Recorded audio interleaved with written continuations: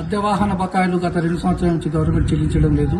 మాకు 33,000 రూపాయలు 2017 సంవత్సరం నాడు పెరిగింది. అప్పుడు డీజిల్ 48 రూపాయలు ఉండేను.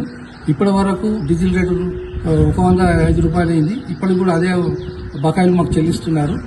అది చెల్లించిన అద్దె వాహనాల బకాయిలు పెంచడం పోగా అద్దె వాహన బకాయిలు కూడా ఇవ్వడం లేదు. గత 2 సంవత్సరాల నుంచి ఇప్పటి వరకు పెండింగ్ లోనే ఉన్నాయి.